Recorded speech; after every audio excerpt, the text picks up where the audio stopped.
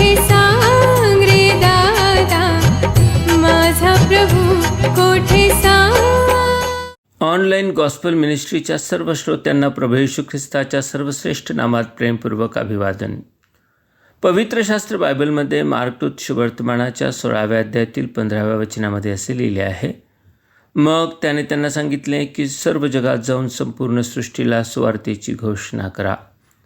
या संदेशाद्वारे आम्ही आज ईस्टर म्हणजेच प्रभू येशू ख्रिस्ताच्या मरणावरील विजयाची आनंदाची बातमी आपल्याला सांगू इच्छित आहोत. ईस्टरचा संदेश इतकी मोठी आनंदाची बातमी का आहे याची 3 कारणे मी आपल्यापुढे ठेवू इच्छितो. पहिले कारण असे, ही एक चांगली बातमी आहे की प्रभू येशू ख्रिस्त मरणातून पुन्हा जिवंत झाला. ईस्टरच्या संदेशाची आधारशिला प्रभू येशू ख्रिस्ताच्या पुनरुत्थानाची चमत्कारी घटना आहे. संपूर्ण मानवी इतिहासात मृत्यू एक सार्वभौम आणि अपरिहार्य वास्तविकता राहिली आहे. ज्या क्षणी आदाम व हवेने पाप केले त्याच क्षणी मानवजात मृत्यूच्या अभिशापाच्या अधीन झाली. पापामुळे मनुष्य व जीवन देणारा परमेश्वर यांच्यामध्ये दुरावा निर्माण झाला. वचन सांगते, पापाचे वेतन मरण आहे. येशूचे पुनरुत्थान मृत्यू आणि पाप यांवर विजयाचा संकेत देते. मृत्यू अंतिम शब्द नाही हे दर्शविते. येशूने मृत्यूचा सामना केला, तो मरण पावला व पुन्हा जिवंत होऊन उठला, ते पुन्हा कधीही न मरण्यासाठी. मृत्यूमुळे येणारी निराशा किती सार्वभौम आहे आणि पुनरुत्थानाची आनंददायी बातमी किती क्रांतिकारी आहे.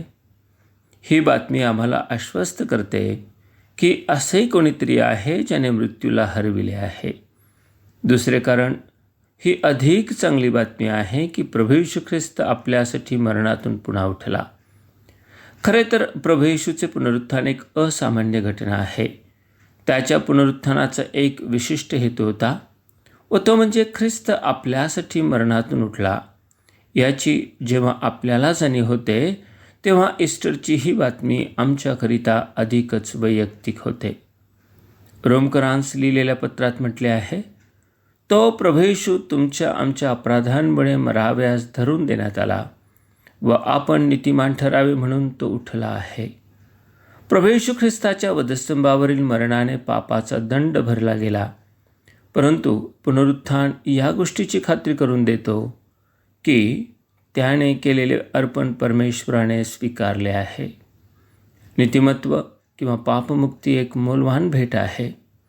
याचा अर्थ असा की प्रभू येशू ख्रिस्ताद्वारे परमेश्वर प्रत्येक मनुष्याला आपल्या दृष्टीने नीतिमान आहे असे जाहीर करीतो. याचाच अर्थ, जेव्हा प्रभू येशूवर विश्वास ठेवणाऱ्या कोणा व्यक्तीकडे परमेश्वर पाहतो तेव्हा तो त्या व्यक्तीला नीतिमत्वाने आच्छादिलेला असे पाहतो. रिकामी कबर या गोष्टीची साक्ष देते की प्रभू येशूचे जीवन पापविरहित होते, त्याचे अर्पण परिपूर्ण होते आणि त्याच्या उद्धाराचा प्रस्ताव वास्तविक आहे. तिसरे कारण हे आहे की ती सर्वोत्तम बातमी आहे. ती ही की तुम्ही व मी मरणावर विजय प्राप्त करू शकतो. बहुधा ईस्टरच्या संदेशाचा सर्वात परिवर्तनीय पैलू हा आहे की प्रभू येशूचे पुनरुत्थान हा केवळ त्याचा वैयक्तिक विजय नसून तो एक सामायिक विजय आहे. त्याच्यावरील विश्वासाच्याद्वारे विश्वास ठेवणारा व प्रभू येशू ख्रिस्त एक होतात. विश्वासणारा केवळ त्याच्या मरणातच नाही तर पुनरुत्थानातही एक होतो. याचाच अर्थ हा की त्याच्या पुनरुत्थानाची शक्ती त्या सर्वांपर्यंत पोहोचलेली आहे जे त्याच्यावर विश्वास ठेवितात.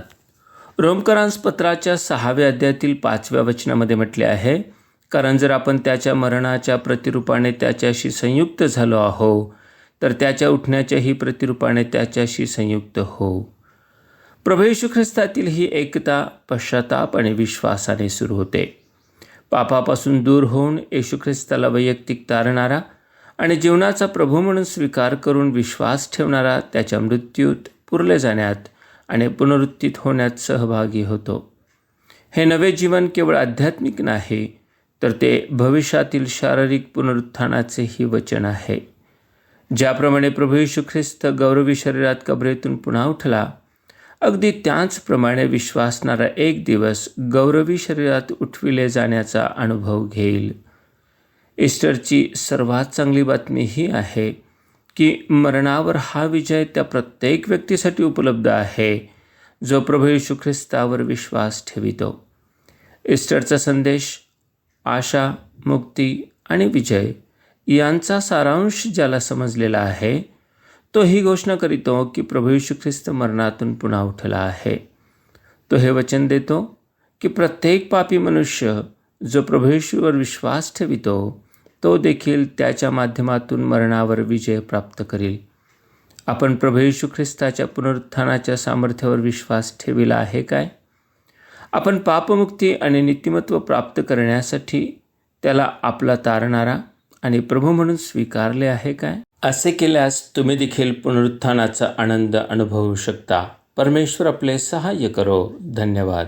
माझा प्रभू कोठे सांग रे दादा.